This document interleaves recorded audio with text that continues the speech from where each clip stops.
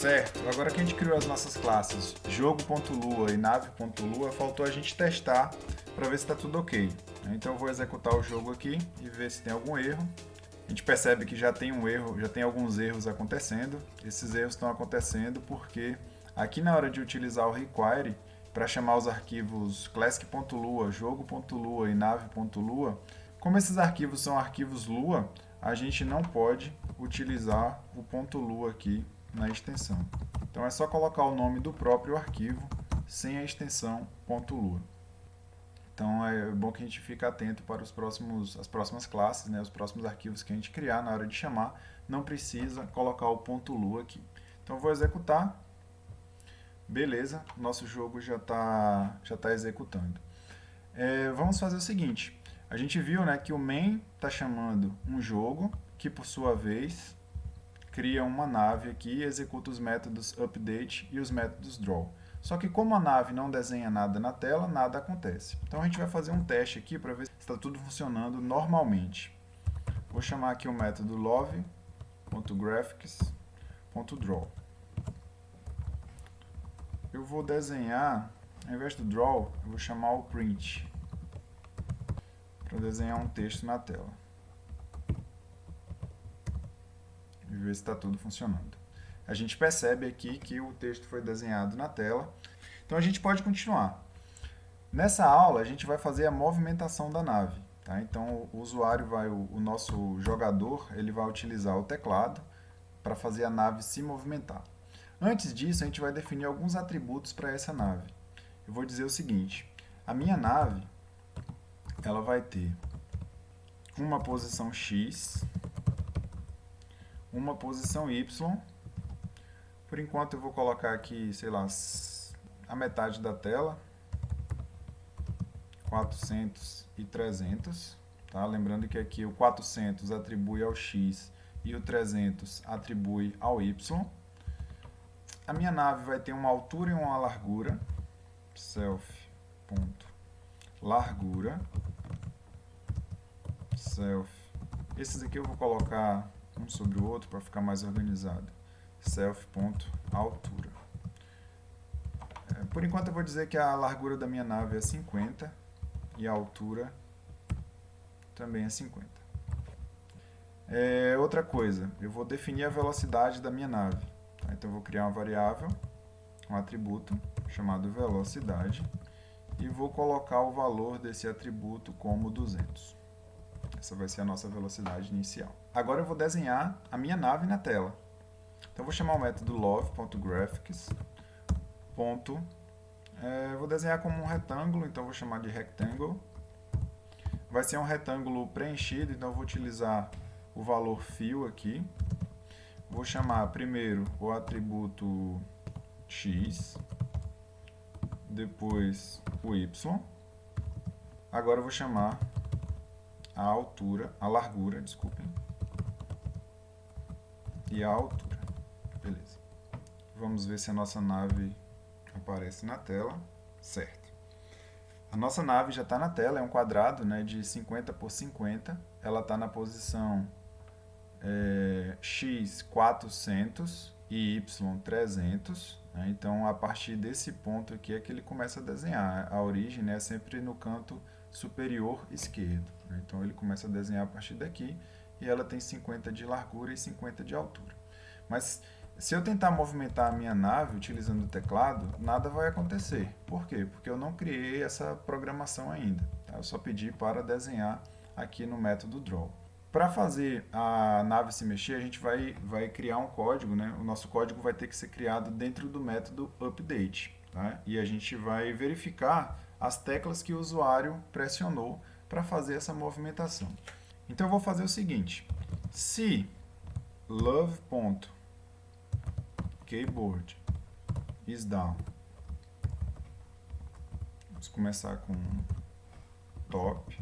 Se o usuário apertou para cima, quer dizer que ele quer que a minha nave suba. Então eu vou fazer o seguinte: a posição y, né, do eixo vertical, vai ser igual a self.y menos a velocidade vezes DT.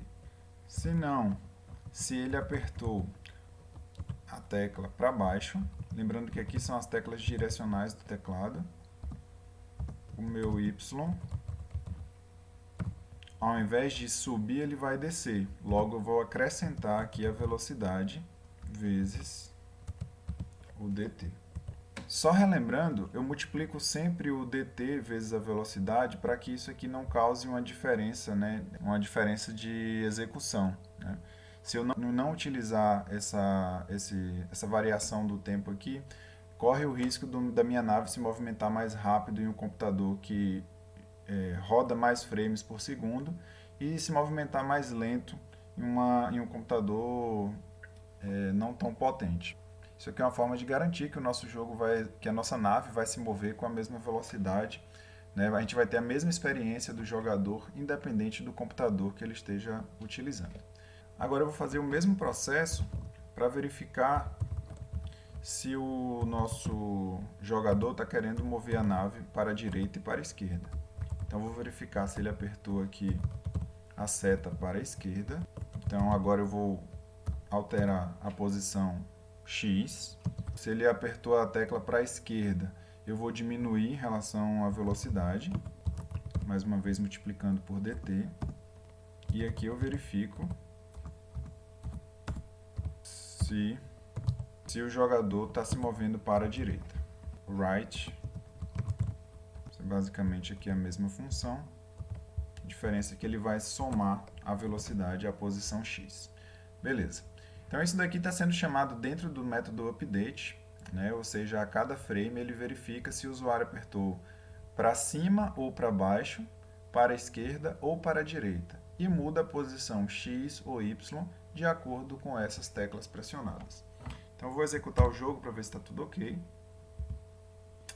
Ele está acusando um erro aqui na constante top, porque não é top, é up, representando a tecla para cima. Agora eu vou pressionar para a direita, para a esquerda, para cima e para baixo. A gente pode perceber que a nossa nave já está se movendo.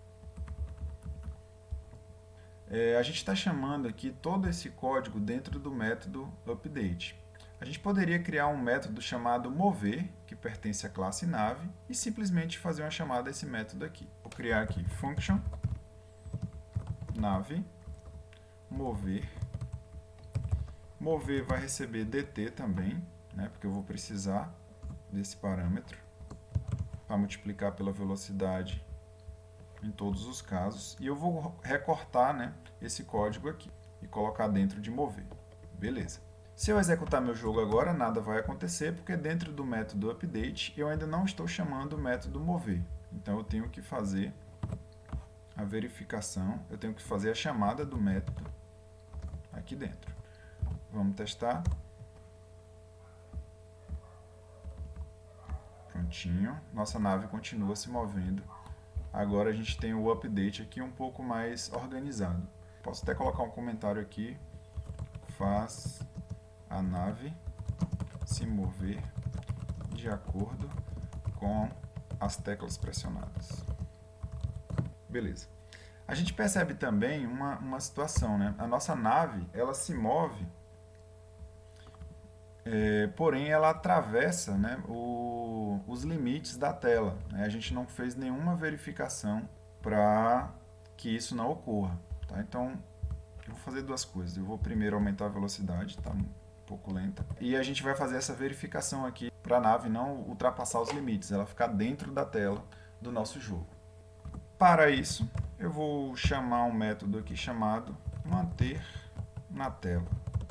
Esse é um método que não existe, né? Então a gente vai precisar criar. Posso criar logo abaixo aqui do método mover. Então vou fazer aqui nave, dois pontos, manter na tela. Beleza.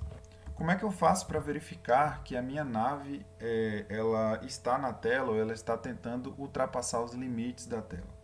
Eu tenho que verificar a posição x e y, as coordenadas dessa nave, tá? Então, se o meu x for menor do que 0, quer dizer o seguinte, que o canto esquerdo da nave ultrapassou o limite esquerdo da tela. Como eu não quero que isso ocorra, toda vez que a nave tentar fazer isso, eu vou fazer o meu x voltar para a posição 0. Ao passo que, se o meu x, self.x, mais a largura da nave for maior do que love.graphics, eu vou chamar uma função aqui para pegar justamente qual é o tamanho atual da tela, que é o getWidth. Então, eu vou fazer o meu self.x ser igual à largura da tela menos a largura da nave. A gente vai fazer a mesma lógica agora pensando no y. Então, se minha posição y for menor do que 0, quer dizer que a minha nave está tentando ultrapassar o limite superior da tela. Então, eu vou fazer ela voltar para a posição 0. Ao passo que, se a posição y da minha nave mais a altura dela for maior do que... Vou chamar um outro método aqui agora para verificar qual é a altura da tela. Vai ser o getHeight. Se ele tentar fazer isso, se a minha nave tentar ultrapassar o limite inferior, né, eu vou fazer com que a posição y dela seja igual à altura da tela menos a altura da nave. Esses métodos são métodos que a gente costuma utilizar dentro de um jogo, né, para fazer esse tipo de verificação muitas vezes. Então, a gente pode, ao invés de ficar sempre chamando esses métodos, a gente pode criar duas variáveis aqui no nosso código. Posso até colocar ela fora da função load. Posso dizer o seguinte: largura da tela vai ser igual a love.graphics.getWidth. Ao passo que a altura da tela vai ser igual a love.graphics.getHeight. Beleza. Agora, como eu tenho essas duas variáveis, eu posso chamar aqui, posso trabalhar com elas, né? Então, largura da tela e a altura da tela. Vamos executar. Continua funcionando tranquilo. A diferença é que agora, se a gente precisar verificar a largura e a altura da tela em outra parte do nosso código, a gente não precisa mais ficar chamando essas duas funções. A gente simplesmente pode chamar essas duas variáveis que a gente criou. Isso pode facilitar um pouco a nossa vida. Eu acho que nessa aula já é suficiente. A gente criou a movimentação básica da nave, fez a verificação para que ela não saísse da tela. Então, até a próxima aula.